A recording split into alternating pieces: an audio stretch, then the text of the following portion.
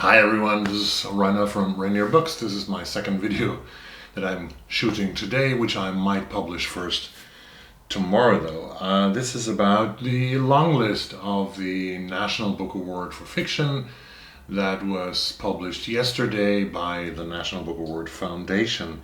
I already saw a video by Greg from Supposedly Fun, link down below, where he comes to very similar conclusions that I will present to you in a while.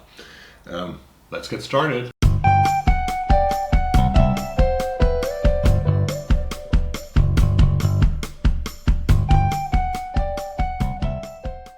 So there are 10 novels, not 10 novels, there are 8 novels and 2 short story collections on the long list of the National Book Award in the United States. They always include short story collections, and even this year they have 2 on the short list. And I have to say that I didn't know much about the majority of the books. I didn't know anything about the majority of the books, and I had never heard of the authors. But this is going to change, I'm sure, and that's the thing that's so beautiful about awards sometimes, that they bring us new authors and new writers that we otherwise wouldn't recognize that much. The book industry is very much focused on marketing their heroes, their own books that they want to sell, and very often in recent times the book awards foundations and in the United Kingdom or in America seem to go in a different direction, that they seem to focus on books that haven't been in the spotlight of marketing, and that's of course a great thing, isn't it? Because we discover new talents and new authors. First on the list, on the long list, is Rumaan Alam with his novel Leave the World Behind, which is going to be published on October 6th by Ecco in the United States. Has 256 pages. I didn't know the name of the author, Rumaan Alam, but I'm glad that I found him now. He has studied creative writing at Oberlin College, which is a private liberal art college in Ohio State, and lives today with his husband and 2 kids in New York. Leave the World Behind is described by the blurb here, a magnetic novel about 2 families, strangers to each other, who are forced to gather on a long weekend gone terribly wrong. So this is about a younger couple, as I understand, who have rented a house or an apartment on Long Island, and they want to have a vacation over the weekend and rent the condo or the apartment or the house of an older couple. And then when they arrive there, there's a blackout and everything is black. You know, the whole city of New York is dark, and even this part of New York is dark. And they have to decide if they can trust the other couple, if they can trust each other. They get no more news, the internet is down, and electricity is down. So this is a horrible situation for that millions of us would really being very, very scared of. And so this is a thriller that Rumaan Alam has apparently written. It's his 3rd novel. He has written 2 other novels, and I'm very interested in this one because it sounds interesting to do this, to read this, and I will hopefully get it when it appears on the market. I have to see when it arrives in the United Kingdom. Second title is by Christopher Beha, or Christopher Beha, I don't know how to pronounce his name, Christopher. He has 2 novels before he published his 3rd novel that is now which is called The Index of Self-Destructive Art. That sounds a bit strange and very intellectual and philosophical, so I thought, what is this one about? And Christopher Beha has written 2 earlier novels. The novel that he's nominated for on the long list has to do with a young writer, Sam Wexworth. He's coming to New York and he's going to write a story. He's going to work for a magazine called The Interviewer, where he's going to have interviews with prominent, more or less, celebrities.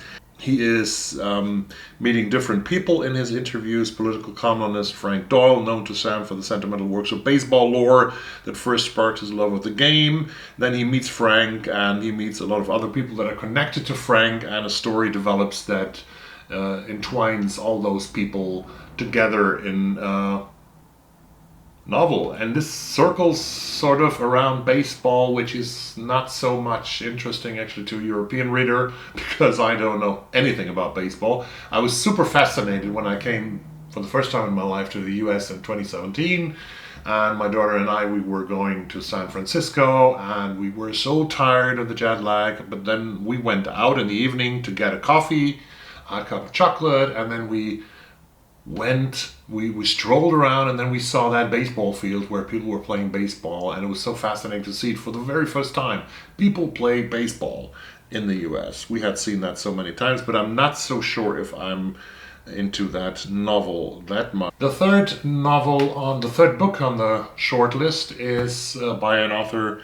His name was Randall Kenan. He was a gay black author, and I found out that he actually died on August the 28th. That is only 3 weeks ago. So of course very sad for him that he never got the news of being longlisted for the National Book Award. Kenan was an author of magic realism. He had a mini stroke and he had heart problems, which he learned about for a couple of years ago, and that might be also the reason for his demise, which of course makes us very sad. Randall has published 2 short story collections, a novel and a non-fiction work about James Baldwin. In his third short story collection that is nominated now for the National Book Award, he re-evokes a town that he has created in the first 2 short story collections, and that is a town in North Carolina where strange things happen. And I am not so much into magical realism that I would love to read this book. I have to admit that. I've tried to read, for example, the internationally well-renowned author Samantha Schweblin from Argentina, who lives in Berlin, actually in Germany, but I couldn't really become friends with her work as well. The fourth title is Lydia Millet. She has a long list of publications. She has been a Pulitzer Prize finalist for a short story collection, Love and Infant Monkeys, which sounds a very good title, isn't it? She has been longlisted for the National Book Award before for her novel Sweet Lamp of Heaven. And her new novel is Children's Bible is the title that she's nominated with Lydia Millet for 2020. It's her second nomination for the National Book Award, Children's Bible, and this is about teenagers and their parents on a vacation, as I understand, forced vacation with their families at a sprawling lakeside mansion. The parents are sort of living the sinful life of alcohol, of drugs and sex. The children feel neglected. The children sort of revolt against their parents. A destructive storm is coming, and the group's ringleader, that's including Eve, a girl who narrates the whole story, they decide to run away, leading the younger ones on a dangerous foray into the apocalyptic chaos outside. That is so interesting. Not that it really pushes me away, but not also that I think I have to read this as the first title of the list. So I'm really close to Greg here on all the decisions, actually, because the next title I had the same reaction that he had.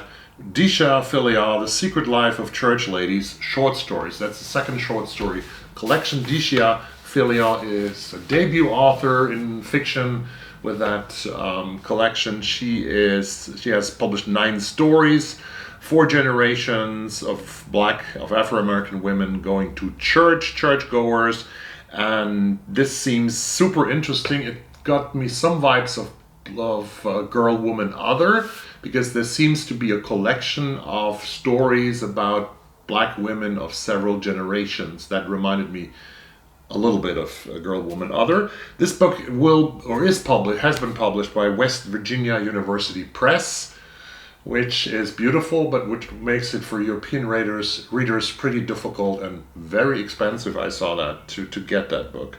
But I will anyhow try to get it somehow, and I hope that a British publisher will take it as soon as possible. Vanessa Veselka, The Great Offshore Grounds, is nominated. And I actually saw that book when I went through books that might be in the discussion for the long list, but I didn't fell for it. Veselka's biography says she has been a teenage runaway, a sex worker, a union organizer, and a student of paleontology. Wow, that's a very great range of things that she has done in her life, Vanessa Veselka, who is like 51 years old today. In the 1990s, she played in the bands Belle and the Pinkos and ran a record label. She graduated from Reed College and lives, which makes her very sympathetic to me. I'm sorry for all the others. Which is she lives in Portland, Oregon. Her novel Zazen was nominated for the Ken Kesey Award for Fiction. And this is a book about two sisters, half-sisters Cheyenne and Livy, who claim their inheritance when their estranged father is marrying. And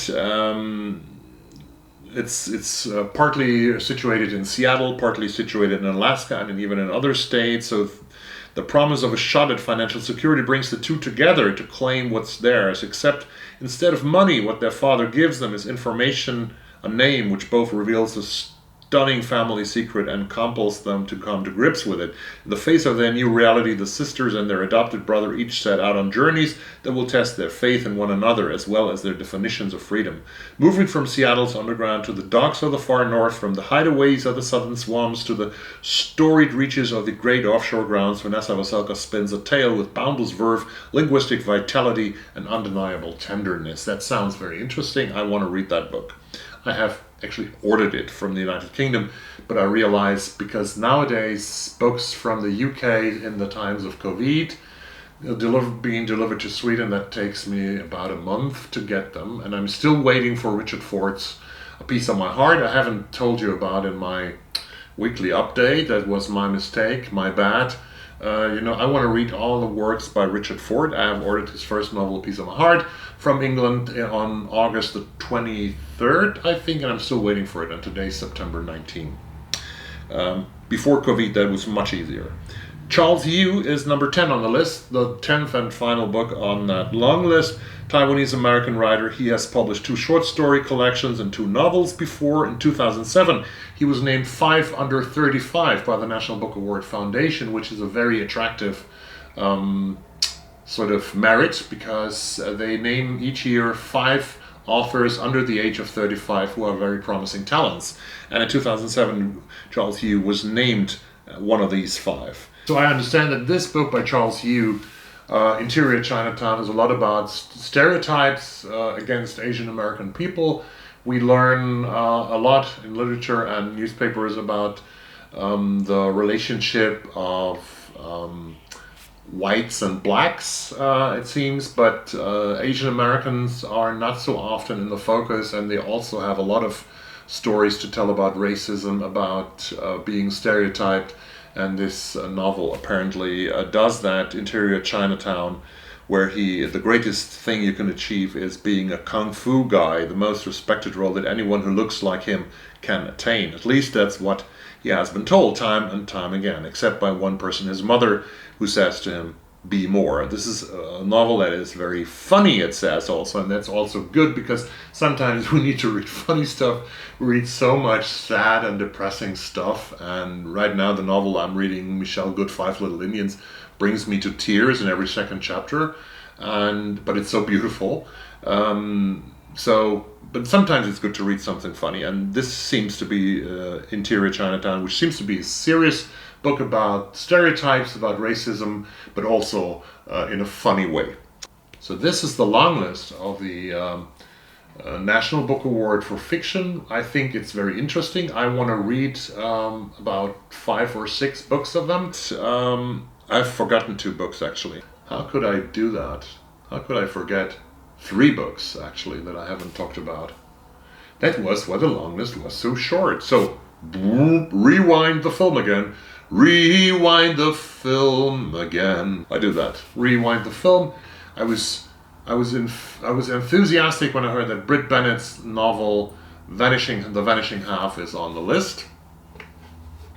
Of the 10 books, The Vanishing Half is a story about the 2 twin sisters, Desiree and Stella Vignes from Mallard, Louisiana, two Afro-American women with light skin, and one of them, Stella, is marrying a white man, and she moves to California in the end to live the life of a white woman. Nobody knows that she's black. And Desiree stays, or she actually returns after giving birth to a child. She returns to that small town where she was born and raised together with Stella and her mother. And after many, many years, those twins meet again. And this is a beautiful novel about race, about family, about history. The second book that I forgot is Megha Majumdar's A Burning. Megha Majumdar comes originally from India. She has written a novel about three people in her native India who get connected through a terrorist attack and through a Facebook post, and it's a hot story where about a country where spirits are rising high, sometimes a very divisive country. That sounds very familiar. It could be the USA as well, couldn't it? And what can happen? A Burning by Megha Majumdar has been raved about by many of you booktubers out there. And the third novel that I forgot, I'm so sorry, Douglas Stewart's Shuggie, Bain. Many of you love that. Greg wasn't sure if it was eligible. I was pretty sure that it was eligible because Douglas Stewart is an architect. He was born in Scotland, but he has lived in the United States, in New York, for many years now. And that's one of the reasons, if you live 10 years and also have the joint American citizenship, then you are eligible for the National Book Award. And even in the Booker, Douglas Stewart was already registered as, in parentheses, UK/USA author. So Shuggie Bain is the story, a working life of a young boy in Glasgow. Shuggie Bain is nominated for the award, and these are the 10 books. Have a great day wherever you are, wherever you watch this. If you have read already one of the books or two of the books on the long list, please drop a comment down below. If you subscribe to the channel, I thank you so much for coming back to it. And if you don't subscribe and you think that wasn't so bad, please feel free to subscribe to the channel. Thank you very much. And now, bye-bye.